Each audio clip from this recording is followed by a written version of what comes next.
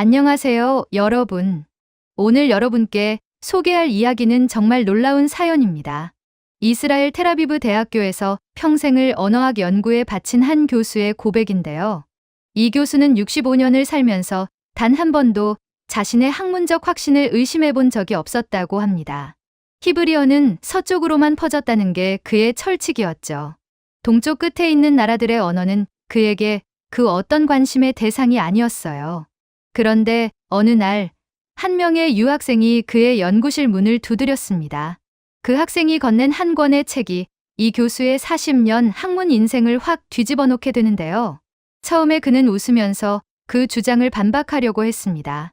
하지만 자료를 하나씩 확인하던 중 그는 자신의 손이 점점 떨리는 걸 느꼈다고 해요. 그가 발견한 것은 단순한 언어의 유사성이 아니었습니다. 그건 인류가 함께 나눴던 가장 오래된 기억이었어요. 도대체 이 교수는 무엇을 발견한 걸까요? 잠깐 1초만 투자해서 좋아요와 구독 눌러주시면 영상 제작에 많은 도움이 돼요. 안녕하세요. 저는 다비드 베나제르라고 합니다. 이스라엘 텔아비브 대학교에서 고대 세머파 언어학을 가르치고 있는 교수입니다. 제 나이가 올해로 65세가 됐는데요. 평생을 히브리어의 기원과 확산 경로를 추적하는 데 바쳐왔습니다. 어떻게 보면 제 인생 전체가 하나의 질문을 향해 있었다고 할 수 있죠. 히브리어라는 언어가 고대 중동에서 시작해서 어떤 경로를 통해 세계로 퍼져나갔는지 그 흔적을 찾는 일이 제 학문의 전부였습니다. 특히 저는 히브리어가 어떻게 서쪽으로, 유럽으로, 그리고 지중해 연안의 여러 언어들 속으로 스며들어갔는지를 밝히는 게 제 연구의 중심이었죠. 제가 처음 언어학에 발을 들인 건 23살 때였는데 그때부터 지금까지 40년이 훌쩍 넘는 시간 동안 저는 단 한 번도 제 연구 방향을 의심해 본 적이 없었습니다. 제 연구실 책장에는 아람어, 페니키아어, 고대 그리스어 문헌들이 빼곡하게 꽂혀 있고 벽면에는 언어 개통도가 걸려 있습니다. 그 나무 같은 도표를 볼 때마다 저는 확신했습니다. 히브리어는 아프리카와 아시아를 잇는 세머파의 핵심 언어이며 그 영향권은 분명하고 명확하게 그려진다고 말이죠. 제가 지난 40년 동안 추적해온 그 길은 언제나 서쪽을 향하고 있었습니다. 동쪽은 제 연구의 지도에 없었어요. 동쪽 끝에 있는 나라들의 언어는 제게 관심의 대상이 아니었던 거죠. 그런데 2년 전 가을이었습니다. 그날은 유난히 텔아비브의 하늘이 맑았던 날이었는데요. 오후 3시쯤이었던 것으로 기억합니다. 제 연구실 문을 두드린 학생이 한 명 있었어요. 한국에서 온 유학생이었는데 이름은 지금도 기억나지 않지만 그 학생이 건넨 책 한 권은 제 기억 속에 깊이 남아 있습니다. 그 학생은 조심스럽게 거의 떨리는 목소리로 이렇게 말했습니다. 교수님, 한국어와 히브리어가 놀랍도록 닮았다는 주장이 있다고요. 어떤 연구가는 두 언어가 고대의 같은 뿌리에서 나왔을 가능성을 제기하기도 한답니다. 심지어 한국의 고대 문화와 성경의 기록이 연결되어 있다는 이야기까지 있다고 했죠. 한국의 제사 문화나 건국 신화 속에 성경적 요소들이 숨어 있다는 내용이었습니다. 그 말을 듣는 순간 저는 웃음을 참을 수가 없었습니다. 실례가 될까봐 겨우 입가를 가렸지만 속으로는 이미 그 주장을 일축하고 있었죠. 학생에게 저는 이렇게 답했습니다. 그건 언어학적으로 불가능합니다. 히브리어는 아프리카 아시아어족에 속하는 세머파 언어이고 한국어는 어느 어족에도 속하지 않는 고리버예요. 두 언어는 어족 자체가 완전히 다릅니다. 이건 마치 물과 기름을 섞으려는 시도와 같아요. 아무리 흔들어도 결코 섞이지 않는 거죠. 언어학에서는 이런 걸 유형론적 불일치라고 부릅니다. 저는 학생에게 좀 더 친절하게 설명해 주려고 애썼어요. 언어의 계통은 생물학의 계통수처럼 명확하게 나뉩니다. 두 언어가 연결되려면 공통조어가 있어야 하는데 히브리어와 한국어 사이에는 그런 증거가 전혀 없다고 말이죠. 학생은 실망한 표정으로 돌아갔지만 저는 그날 이후 묘한 감정에 사로잡혔습니다. 내 자신의 확신을 증명하고 싶었던 거예요. 사실 학자로서 자존심도 있었죠.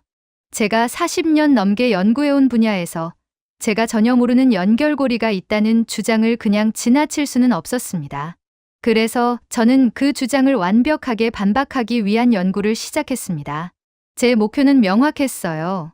이 황당한 이론을 학문적으로 깔끔하게 정리해서 다시는 이런 혼란이 생기지 않도록 만드는 것이었죠. 논문 한 편을 써서 학술지에 게재할 생각이었습니다. 제목도 이미 정해뒀어요. 한국어와 히브리어의 유사성 주장에 대한 언어학적 반박. 뭐 이런 식으로 말이죠. 제 책상 위에는 한국의 성씨에 관한 자료들이 쌓이기 시작했고 저는 하나하나 검토하기 시작했죠. 김씨, 이씨, 박씨, 한국에서 가장 흔한 성씨들이라고 들었습니다. 이 세 성씨만 해도 한국 전체 인구의 거의 절반 가까이를 차지한다고 하더군요. 통계를 보니 김씨가 대략 20% 정도, 이씨가 15% 정도, 박씨가 8% 정도라고 나와 있었어요. 저는 히브리어 사전을 펼쳐놓고 이 성씨들의 발음을 하나씩 대조해봤어요. 킴이라는 발음은 히브리어 어디에도 의미 있는 단어로 존재하지 않았습니다. 리라는 발음 역시 마찬가지였죠. 저는 노트에 적었습니다. 히브리어 해당 없음. 히브리어 해당 없음. 하나씩 지워나갈 때마다 제 확신은 더 단단해졌습니다. 제 연구실 창문 너머로 해가 지고 있었지만 저는 계속 자료를 뒤적였어요. 커피를 몇 잔이나 마셨는지 기억도 나지 않습니다. 그러면서 저는 속으로 중얼거렸습니다. 역시 그렇지. 이건 그저 언어학을 모르는 사람들이 만들어낸 환상일 뿐이야. 두 언어가 비슷하게 들린다고 해서 연결되는 건 아니거든요. 세상에는 우연히 비슷한 발음을 가진 단어들이 수없이 많습니다. 언어학에서는 이런 걸 우연적 유사성이라고 부르죠. 예를 들어서 영어의 much와 스페인어의 mucho는 비슷하게 들리지만 어원이 전혀 다릅니다. 영어의 much는 고대 영어에서 왔고 스페인어의 mucho는 라틴어에서 온 거죠. 그걸 가지고 언어의 기원을 논한다는 건 학문적으로 너무나 위험한 일이죠. 저는 제 연구실 창밖으로 텔아비브의 저녁 하늘을 바라보며 생각했습니다. 나는 60년 넘게 이 땅에서 살아왔고 40년 가까이 언어를 연구해왔어. 내가 모르는 게 있다면 그건 아직 발견되지 않은 것이거나 아예 존재하지 않는 것이야. 한국어와 히브리어의 연결, 그건 후자에 속할 거야. 저는 그렇게 스스로를 다독이며 연구를 계속했습니다.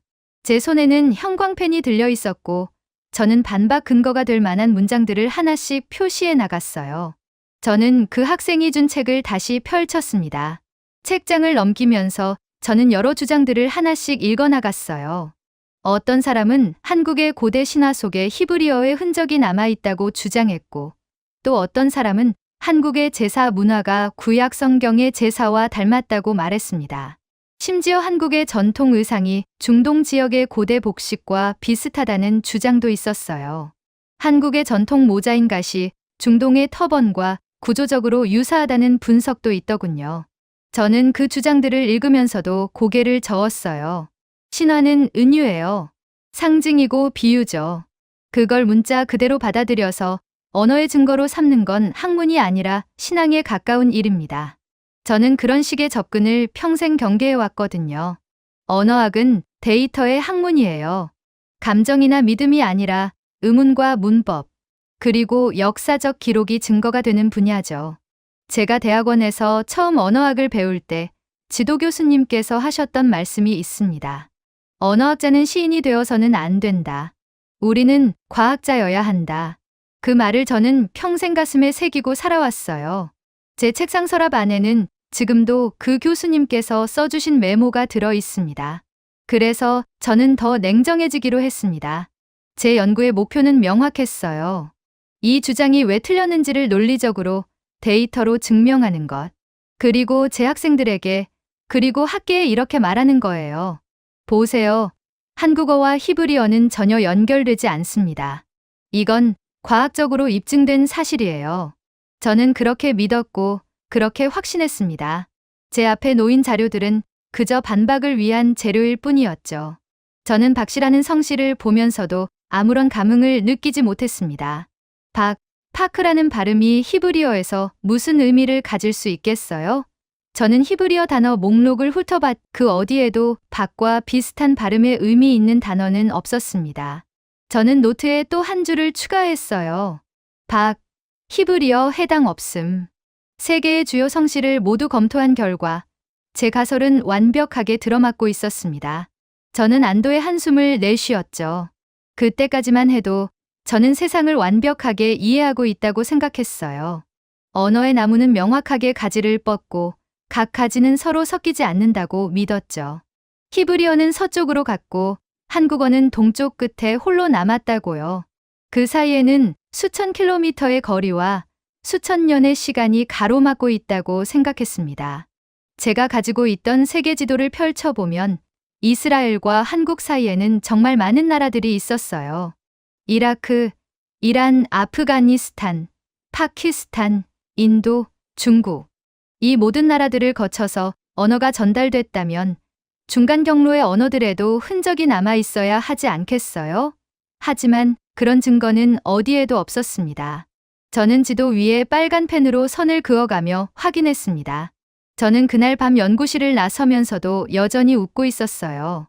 이건 금방 끝날 작업이야. 일주일이면 충분해. 그리고 나는 이 황당한 주장을 학문적으로 정리해서 다시는 이런 혼란이 생기지 않도록 만들 거야.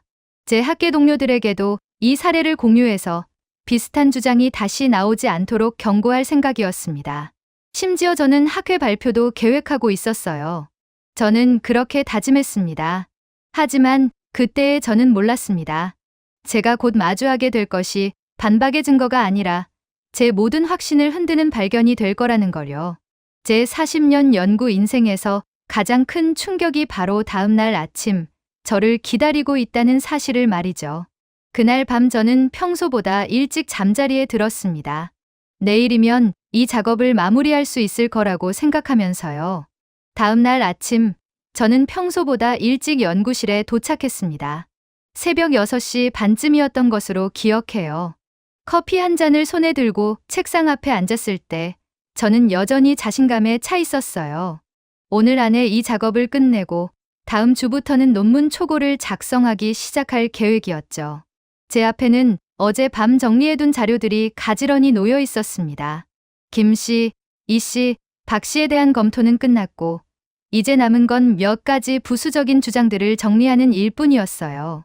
저는 노트북을 켜고 박 씨에 대한 추가 자료를 검색하기 시작했습니다. 그냥 혹시나 하는 마음에서였죠. 완벽한 반박을 위해서는 모든 가능성을 확인해 봐야 한다고 생각했거든요. 학자로서의 양심이라고 할까요? 어떤 주장을 반박하려면 그 주장을 제대로 이해하고 있어야 한다는 게 제 신념이었습니다. 그러다가 저는 한 문장과 마주했습니다. 신라의 시조 박혁거세에 관한 기록이었는데요. 그 내용이 제 눈을 멈추게 했어요. 박혁거세는 알에서 태어났으며 그의 몸에서 광채가 났다. 사람들이 그를 보고 박처럼 생겼다고 하여 박이라는 성을 주었다. 저는 이 문장을 한 번 읽고 다시 읽었습니다. 3번, 4번 반복해서 읽었어요.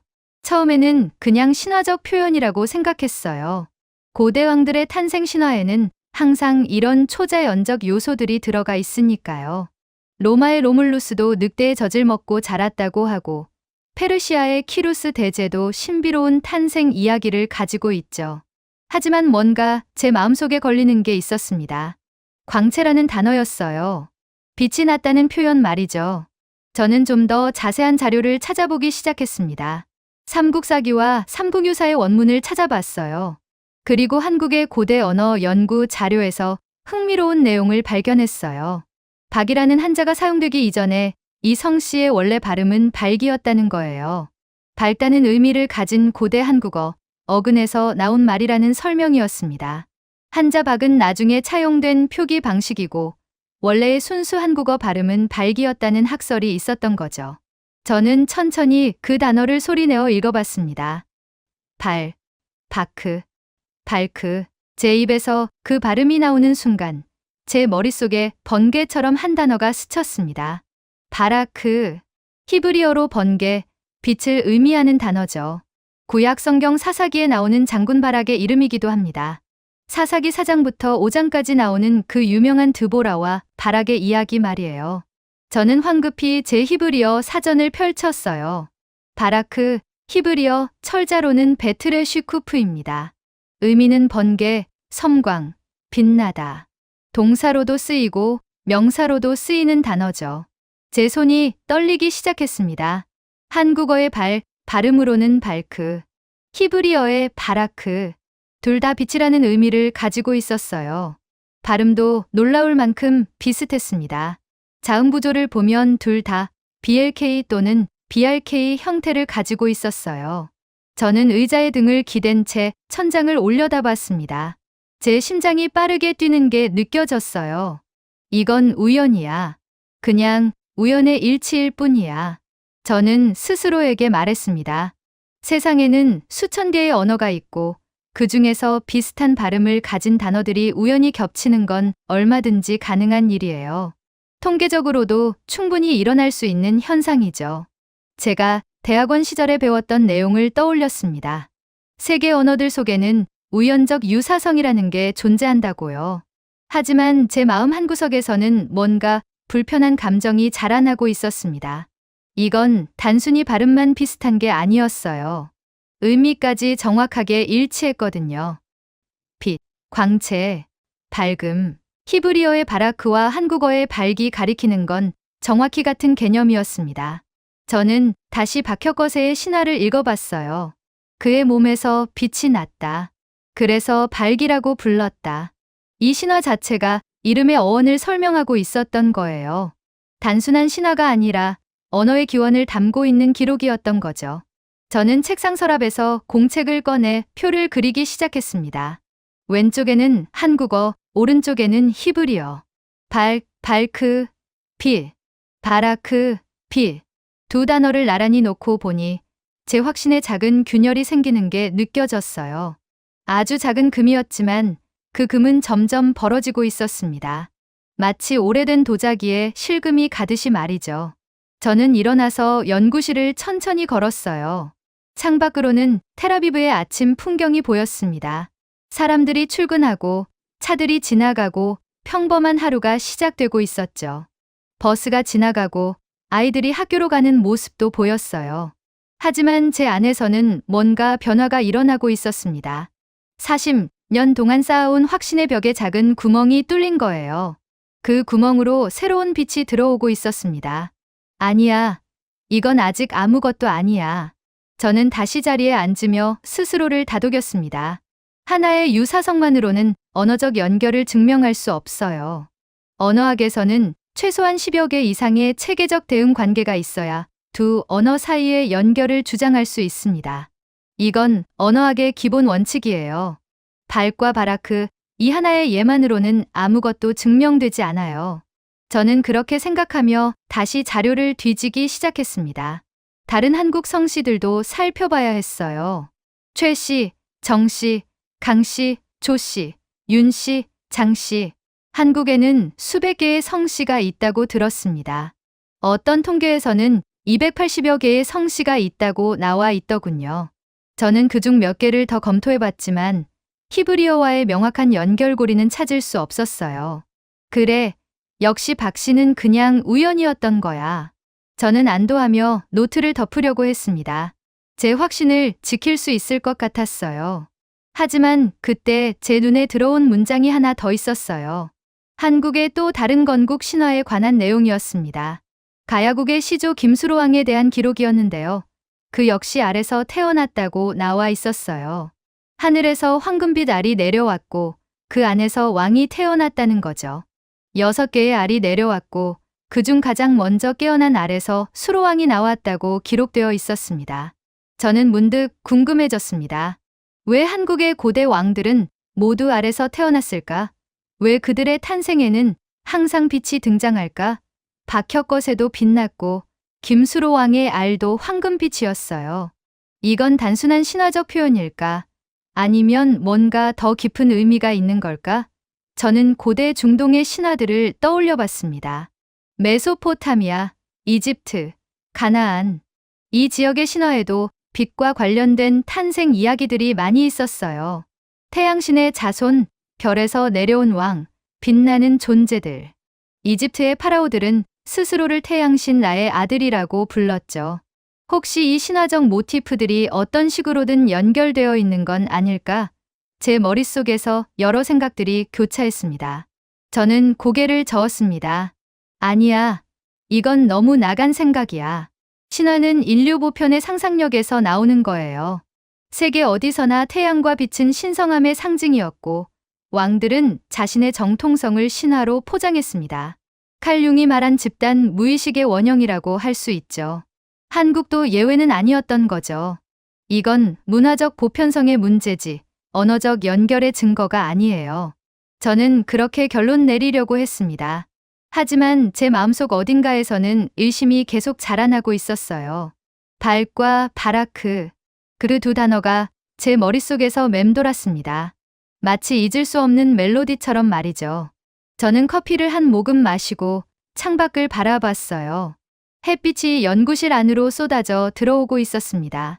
그 빛을 보면서 저는 다시 생각했어요. 빛, 발, 바라크. 그날 저녁, 저는 집으로 돌아가는 길에 계속 생각했어요. 버스를 타고 가는 40분 내내 제 머릿속은 온통 그 생각뿐이었습니다. 만약 발과 바라크가 정말로 연결되어 있다면 그건 어떻게 가능한 걸까? 히브리어가 한국까지 전달될 수 있었을까? 실크로드를 통해서, 아니면 바닷길을 통해서, 아니면 반대로 한국어가 서쪽으로 퍼져나갔던 걸까? 아니면 둘 다 더 오래된 어떤 언어에서 나온 걸까? 인류 공통의 원시 언어 같은 게 있었던 건 아닐까? 제 머릿속은 질문들로 가득 찼습니다. 집에 도착해서도 저는 책상 앞에 앉았어요. 제 개인 서재에는 고대 언어에 관한 책들이 빼곡하게 꽂혀 있었습니다. 저는 그중 몇 권을 꺼내 다시 펼쳐봤어요. 아람어, 아카드어, 수메르어. 이 고대 언어들 속에서 혹시 단서를 찾을 수 있지 않을까 하는 기대감이 있었죠. 혹시 중간 지점의 언어들의 흔적이 남아있지 않을까 하는 생각이었어요. 하지만 그날 밤 저는 아무런 답도 찾지 못했습니다. 다만 한 가지는 확실해졌어요.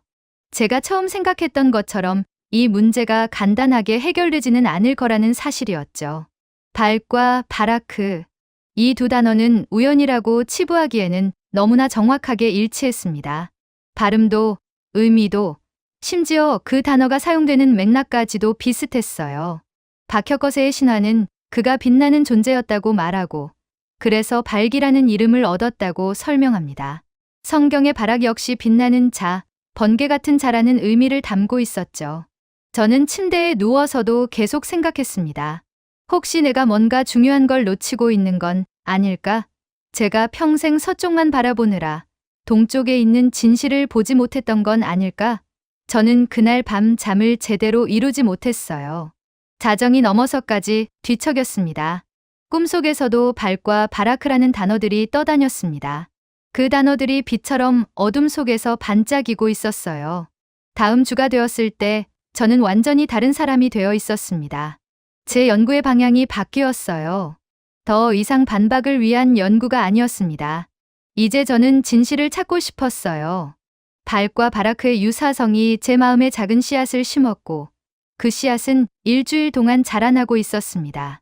저는 제 연구실 화이트보드 앞에 서서 생각했어요. 성씨로는 답을 찾을 수 없었습니다. 박씨 하나만으로는 충분하지 않았어요. 그렇다면 다른 방향으로 접근해야 했죠.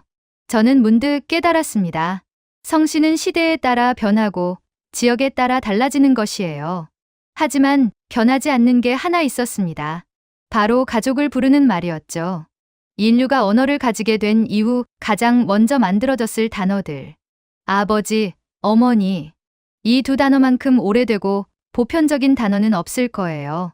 저는 한국어 사전을 펼쳤습니다. 아버지를 부르는 여러 방식들이 나와 있었어요.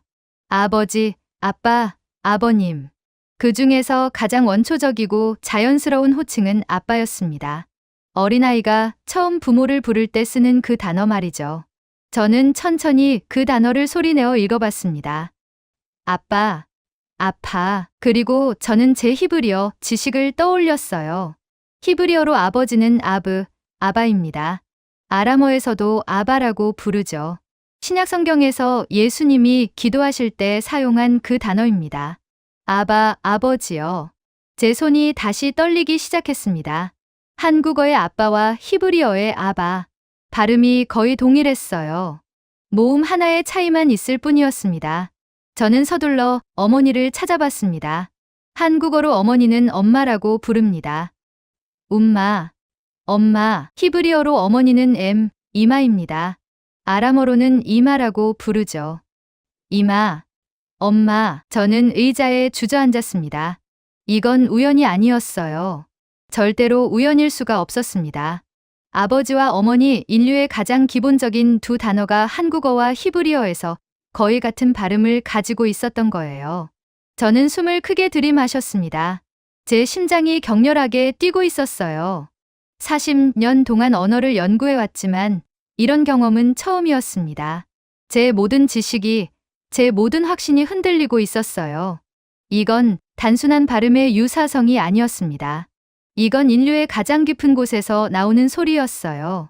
저는 화이트보드에 표를 그리기 시작했습니다. 왼쪽에는 한국어, 오른쪽에는 히브리어와 아람어. 아빠, 아바, 엄마, 이마. 두 단어를 나란히 적고 나니 제 앞에 펼쳐진 건 단순한 언어학적 유사성이 아니었습니다. 이건 인류의 기억이었어요. 수천 년, 어쩌면 수만 년을 거슬러 올라가는 기억의 화석이었습니다. 저는 연구실을 천천히 걸으며 생각했어요. 이 두 단어는 어떻게 8,000km 떨어진 두 땅에서 같은 소리로 살아남을 수 있었을까? 언어학에서는 이런 현상을 설명하기 위해 여러 이론들이 있습니다. 차용어, 언어 접촉, 공통 조어. 하지만 아빠와 엄마 같은 단어는 차용되는 게 아니에요. 이건 각 문화의 가장 깊은 곳에 뿌리내린 단어들이거든요. 저는 세계 언어 지도를 펼쳐놓고 살펴봤습니다. 이스라엘에서 한국까지 그 사이에는 수많은 나라와 언어들이 있었어요. 터키어, 페르시아어, 우르두어, 힌디어, 중국어. 저는 이 언어들에서 아버지와 어머니를 어떻게 부르는지 찾아봤습니다.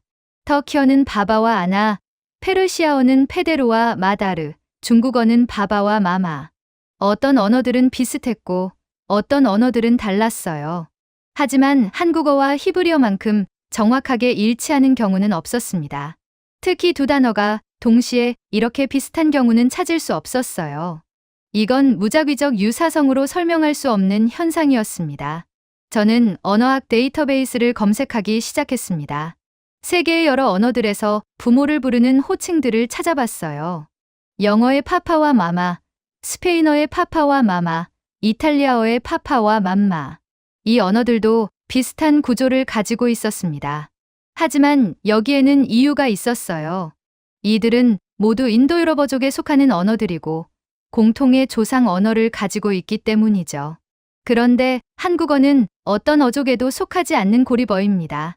히브리어는 셈어파에 속하고요. 두 언어 사이에는 계통학적 연결고리가 전혀 없어요.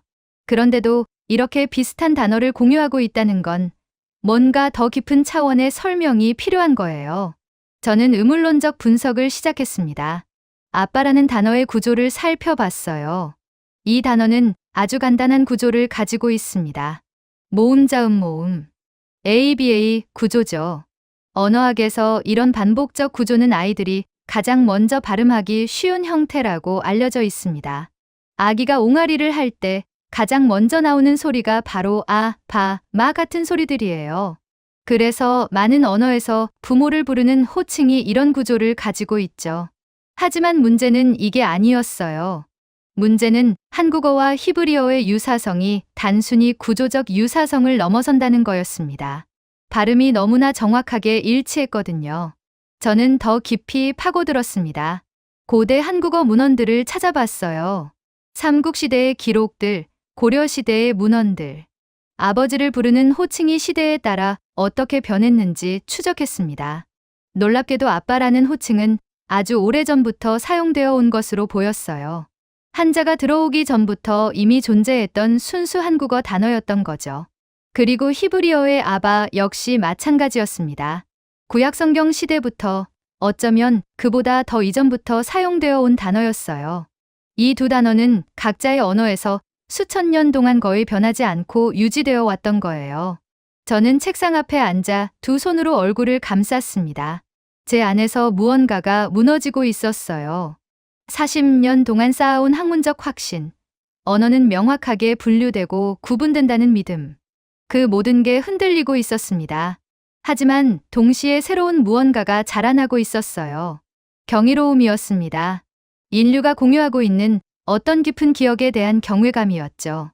저는 창밖을 바라봤습니다.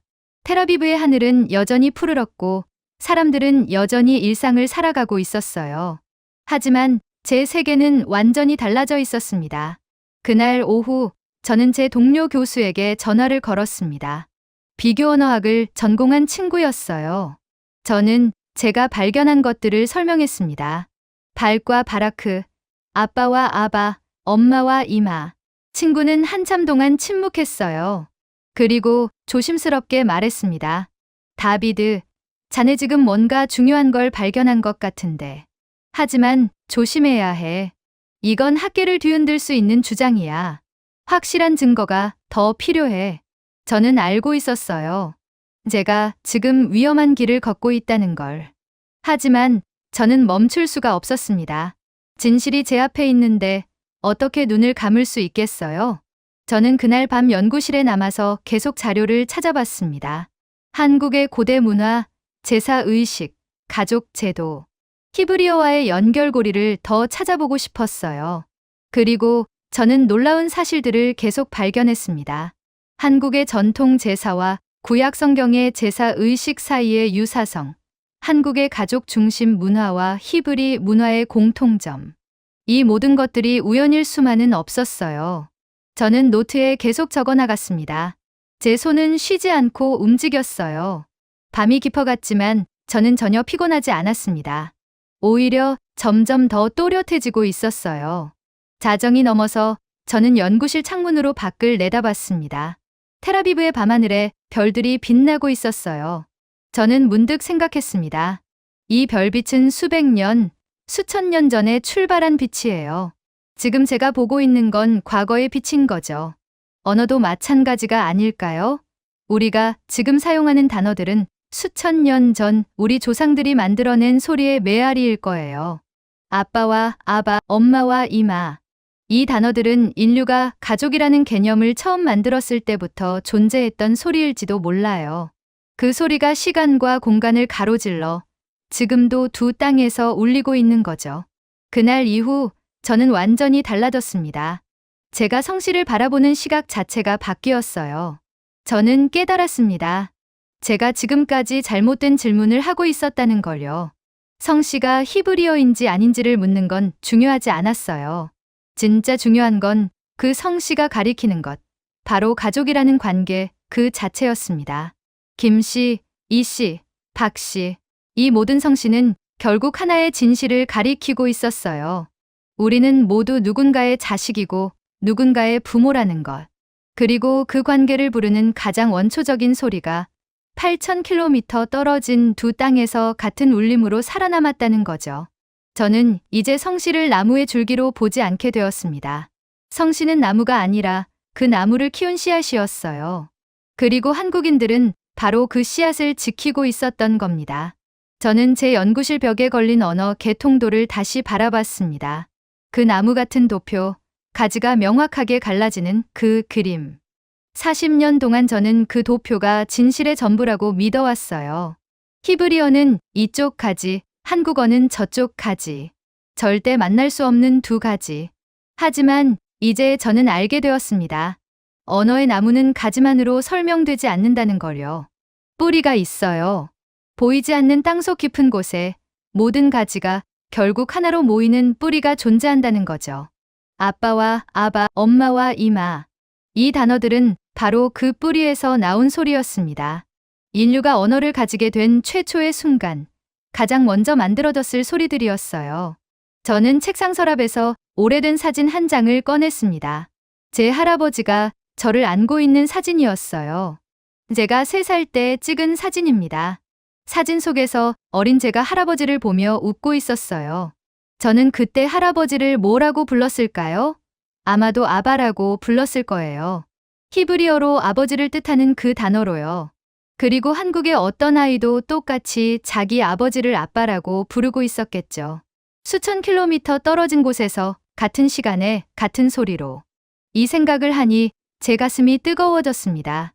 우리는 생각보다 훨씬 더 가까운 존재들이었어요.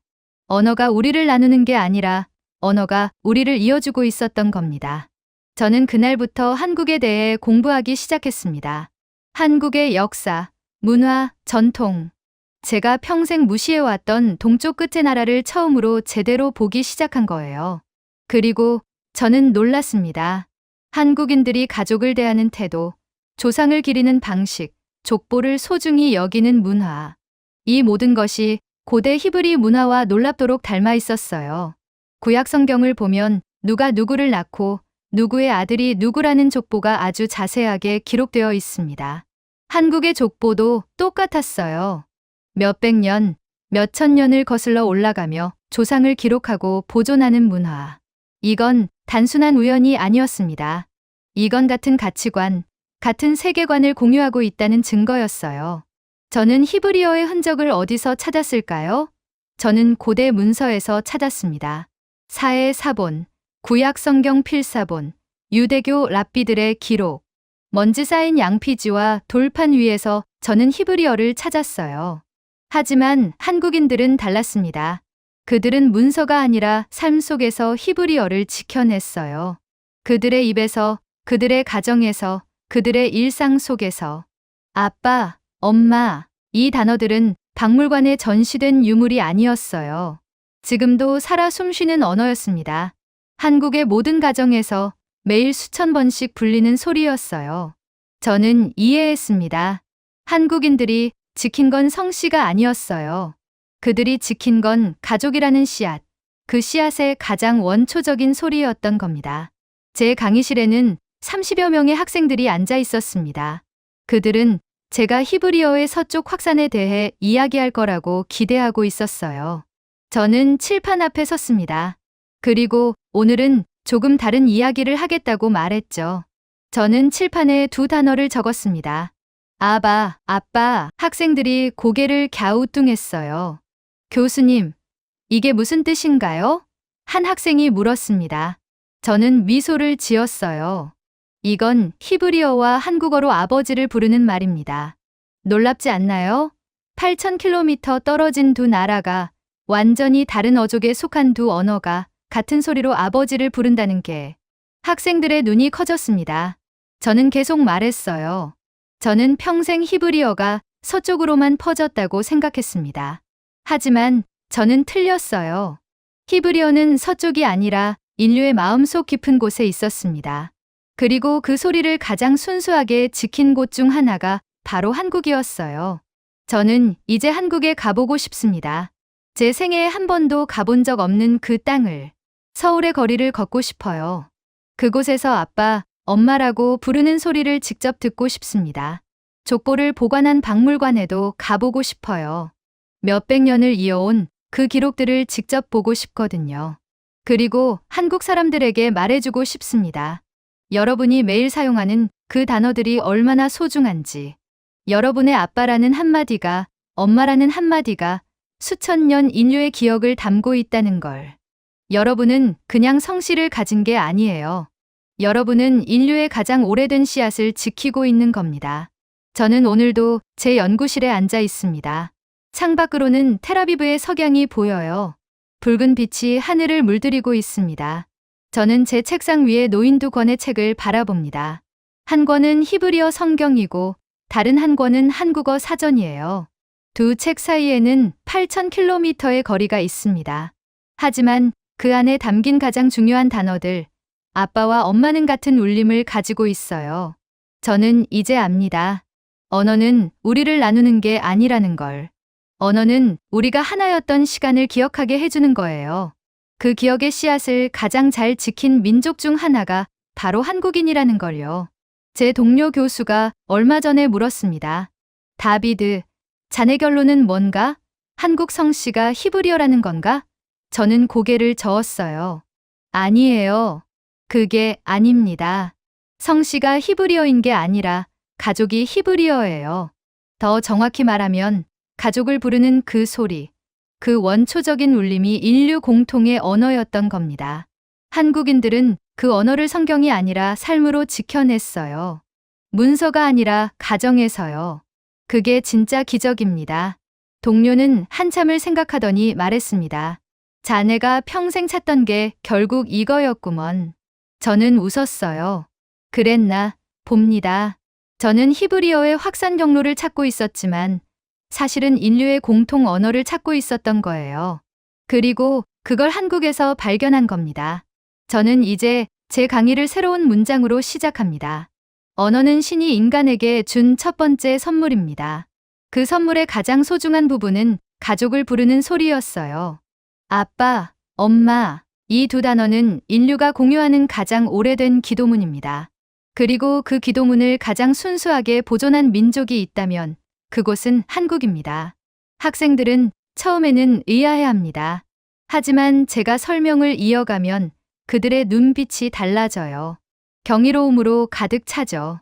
그리고 저는 그 순간이 좋습니다. 제가 느꼈던 그 경이로움을 젊은 학자들도 함께 느끼는 순간이 말이에요. 어제 그 한국 유학생이 다시 제 연구실을 찾아왔습니다. 2년 전 그 학생이요. 교수님, 그때 그 연구는 어떻게 되셨나요? 학생이 조심스럽게 물었어요. 저는 미소를 지으며 대답했습니다. 자네가 옳았네. 한국어와 히브리어는 연결되어 있었어. 다만 내가 생각했던 방식은 아니었지. 성씨가 아니라 가족이, 문서가 아니라 삶이 그 연결고리였네. 학생의 얼굴이 환해졌습니다. 정말요? 그럼 교수님도 이제 믿으시는 건가요? 저는 고개를 끄덕였어요. 믿는 게 아니라 알게 되었네. 언어학자로서가 아니라 한 명의 인간으로서 말이야. 우리는 모두 같은 소리로 부모를 불렀던 존재들이야. 그 사실을 깨닫는데 65년이 걸렸네. 오늘 저는 새로운 논문을 쓰기 시작했습니다. 제목은 아직 정하지 못했어요. 하지만 내용은 명확합니다. 한국어와 히브리어의 가족 호칭 유사성에 관한 연구. 이건 제 인생의 마지막 논문이 될지도 모릅니다. 하지만 가장 중요한 논문이 될 거예요. 저는 이 논문을 통해 세상에 말하고 싶습니다. 언어의 나무는 우리가 생각하는 것보다 훨씬 더 깊은 뿌리를 가지고 있다고. 그 뿌리는 인류가 하나였던 시간으로 이어진다고요. 그리고 그 뿌리의 가장 순수한 형태를 한국인들이 지금도 지키고 있다고 말이죠. 저는 창밖을 바라봅니다. 해가 완전히 졌어요. 밤하늘에 별들이 하나둘씩 나타나고 있습니다. 저 별들처럼 언어도 빛나고 있어요. 수천 년의 시간을 가로질러 지금도 빛나고 있습니다. 아빠, 아바, 엄마, 이마, 이 단어들은 별빛처럼 오래된 빛이에요. 그 빛을 따라가면 우리는 결국 같은 곳에 도착하게 됩니다. 우리가 모두 가족이었던 그곳으로요. 저는 이제 그 사실을 압니다. 그리고 그 사실을 알게 해준 한국에 제가 평생 무시했던 그 동쪽 끝의 나라의 깊은 감사를 느낍니다. 감사합니다. 여러분이 지켜준 그 씨앗 때문에 저는 언어학자가 아니라 인간으로 돌아올 수 있었습니다. 오늘 사연은 여기까지입니다. 오늘 사연이 마음에 드셨다면 좋아요, 구독 꼭 눌러주세요. 다음에 더 감동적인 사연으로 여러분을 찾아뵙겠습니다. 시청해주셔서 감사합니다.